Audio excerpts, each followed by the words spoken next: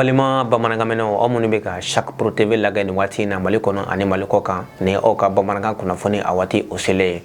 bibona kuna foni amena damane anga jamana lahala konnana amadira olo ka fo Mali ani Niger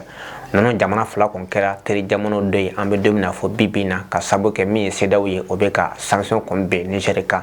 Mali ko mason abada ka sedaw ka sanction ne ka appliquer au kelefana do Burkina Faso jamana re o konnana o lahala konnana mi général Salfo Modi ni ale ministre de la défense Niger ko fe olu munu ye fanga kon d'Afrique pasum bolo Salfo Modi anana kana foli di Ashim Goita mana ka gouvernement olu mun konsana ko lo deme ko sebe galare o konnana Salfo Modi a dira fo jonwala ale konnana kana Abdurrahman Tiani no le jama konteke bi Niger jamana konnana kana ka foli ko ta ko nyishi Ashim Goita anaka gouvernement ma o kelen fana do Salfo Modi afana kunda Burkina Faso ko fe kata o foli kan kelen fana ne ko ta ko nyishi mi karga fo capitaine Ibrahim Traoré ma jamana flamunu konsana e karga fo kase ka Niger kon deme Salfo Modi a dira fo ni watina ale kon sebe ko national ko sebe dante no nyamina ko sabula muna Mali ko mason abada ka sedaw ka sanctionné ko baro kon ke kanya shi Niger ma e karga fo Burkina Faso fana olu mason abada ko kelen fana ne ko ke amajira olo ka fo Salfo Modi a dira fo ni watina tiendo gela ko Niger ambe na fo bibina nga olu mako be Mali ka deme ani Burkina ka deme na wala sa basigi o kase kana jamana dante wala kelgena kase ka terrorisme kele no e bamachi kawolo ikadga fo kulu kele ka bo dante no kon konnana ambe dem na fo bibina Salfo Modi a dira fo ni watina ale kon sebe koro no de la kusebe kasanga ni Mali ikadga fo awale bisimna tuka mina ni watina o ka jamana re konnana ko akonnana kana shinya fole ani balma fole ko ta ko nyishi Ashim Goita anaka jamana kono doma kanegena mi fole na bora Abdurrahman Tiani ale konfe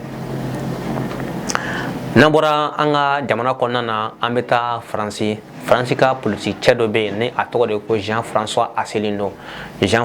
Asselineau ayi la selbake odo ka jere diema na ka fo ne wati na ku France ko e ka ga fo ko mina ke aleka France yere ka bara kon gelane France kon bolo ne wati na ka saboke Niger ka Iranium ko na kon fora ko Niger ka bina bo France bolo ko e fin abina kololoba ni ko lase France ma ani Union Européenne ma ka saboke Iranium mi na be bo Niger abina France kata Europe fanfe ka ne wati na ko nama ko bazum ka fa ko d'Afrique la ako kon gela dante abada kamedom na fo bibina ko Europe kon sila ko nyo kon waka jira ka fo jema bela mi kadga fo Russie ani Ukraine kele mi karga fo gazi chomi na bora Russie kana Europe faba Europe jamana konnana ko l'Amérique fana oyo gazi ni ko sebe ko dagolo ci Europe ma fen fo la abada o sila ko lage woni watina fana akobina gelabina ta mi fetukuni ko Niger fana fle ni ko fanga daf la bazum bolo Iranium mi na bina ta Iranium na bi bo Niger ko kunda nazara jamana kan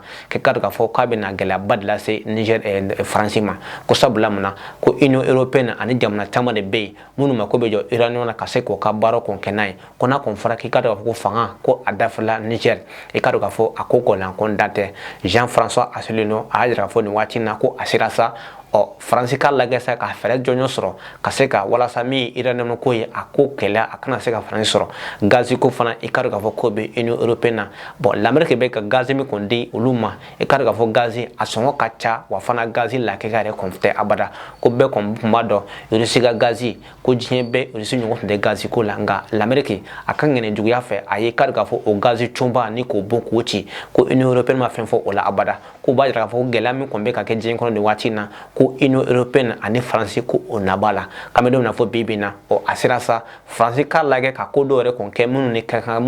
ni kelebe se ka be jidu ko lo kon sanfe Jean-François Asselineau a dira fo ni watina ale kon kamana galambe ni watina kasangani galami kon be jien kono ni watina kerena fo ka tabla Iranium ko gelami na bena ulu ko ka jamana kon soro amadira olo ka fo Jean-François Asselineau a dira fo ni akla ka fo tourner ka cimetière diema be ko asirasa France ani Union Européenne o kasti ka hakil jiga bokke kasika fere jonyo soro wala sa mi karga fo ulu ka jamana o be se ka balo tukamina hera konona kaseko fere soro ko tike konon te kamede na fo bibina koni jamana kon tarata e karga fo ko a jamana e karga fo o te here uluma jango gazi ko nasara konona ko gazi ko kone jonwala a kon so kon be ka gelane wati na Europe sugula ani France re suguba ere o konona mi na kon be ka matama kon kamanaga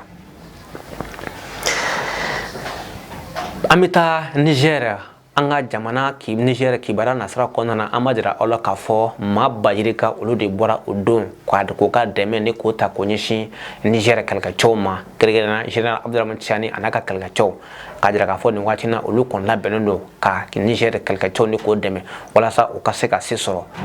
bamachu ere konka ani fana français ka se ka gwen ka bo ka jamana ere o konana amadira ola kafo ma bajirika o bora ka Niger bolo ni ko fa ina fo da kono ni ako kontara ka français kon kamana sabula ni ko ne France ko ye e kar ka fo ale bolo ko bora Niger ko konna ne watina amadira olo ka fo fami ko me fangana ne watina no Abdurrahman Tiani na ka tedo e kar ka fo o sere ko bolo ko ndam ma chama kunka abita ma keme ani ma binana ani bonyogola munu ko be bazonga fanga konna ani fana kaseka bolo ko nda e kar ka fo uranium bolo boda uranium na bida bo Niger jamana konna kaseka bolo ko nda o ko folo kunka adira ka fo France ani Niger o ka accord min ko munu nyate ni o karo bela de ko baniya sabula Niger ka to bora ko kan songuya ni ko jira France la ko ne gela fan fo ye Niger jamana ko no wati na ko ma no tede ko France no ko sabula na ko France ko na ko no ka dugul ma fon ka bela de ko ndara ka tana France ko ni o bane amajira olo ka fo o kumbe ka reçu drapeau e ka fo ko yanga san fe ka dira fo ni wati na Niger akanga san Niger ka tagri reçu ma wala sa mi kelke chow ka se kana Niger ko na ka se ka jadimo ni ko kelka bo Niger danjola amajira olo ka fo abi wadi jama bo mi Niger e karga fo gelaba de Niger jamana kono ne wachi na ka kasangani Abdurrahman Tiani na le fangana e karga fo abison e bodai kanyishi Niger ma ambedo na fo bibina yene ka to anga bibanga kuna fune ka kunche amena de mbo fo ko sebe mali kono ani mali ko ka kregena ye dolo kramo ye dolo kreateur o ma jara ma fo lamin bambala fuli fana ma taga di sira ko romor ke klema no ye Dauda Traoré daga duma tiki ama fo ka wala ngado ane ka barkada mi boutique Cheikh Tangara nana fakaro bo ko suba ko nana imo basedu ka rodo e karga fo oye TVC moto la ke ka fere bay anga jamana konnana nana fa boutique Cheikh Tangara nana fa karodo ka wuli ke ka pièce la ke ka ni ka soro ka de ma so nda matin dia la malibe numéro 1 ama fosa akambe dien wati wore